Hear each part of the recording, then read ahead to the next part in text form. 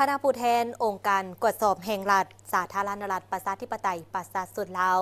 ได้เดินทางเยี่ยมยามและเฮ็ดเวียกกับองค์การกวดสอบแห่งรัฐฮงการีในระหว่างวันที่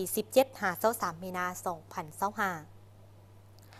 เพื่อเสริมขยายสายพันหัวมือภายใต้ขอบการหัวมือสองฝ่ายระหว่างองค์การกวดสอบแห่งรัฐสาธารณรัฐประชาธิปไตยประชาชนลาวกับองค์การกวดสอบแห่งรัฐฮงการีในระหว่างวันที่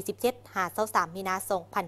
2025 คณะผู้แทนขององค์การกวดสอบแห่งรัฐสปป.ลาวนำโดยทานเปียงทวิศรเทพจันทร์ประธานองค์การกวดสอบแห่งรัฐพร้อมคณะ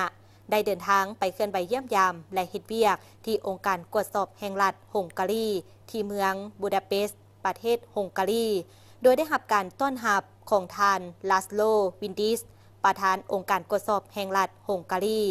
การเยี่ยมยามและเฮ็ดเวียกกับองค์การกวดสอบแห่งรัฐฮงการีในครั้งนี้คณะผู้แทนได้เข้าร่วมพบปะสองฝ่ายและร่วมพิธีลงนามข้อตกลงว่าด้วยการร่วมมือสองฝ่ายคงเขตเวียกงานการกวดสอบแห่งรัฐและกองประชุมแลกเปลี่ยนบทเรียนด้านวิชาการบนพื้นฐานพันขยายข้อตกลงว่าด้วยการร่วมมือระหว่างองค์การกวดสอบแห่งรัฐสาธารณรัฐประชาธิปไตยประชาชนลาวกับองค์การกวดสอบแห่งรัฐฮงการี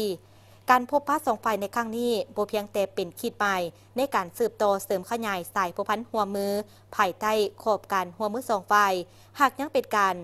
สุกยู่ช่วยเหลือและสนับสนุนซึ่งกันและกันเพื่อพัฒนาคะแนนการกวดสอบแห่งรัฐของสองประเทศให้มีความหนักแน่นเข้มแข็งเติบใหญ่ขยายตัวและก้าวหน้าอย่างประยุทธ์ยั่ง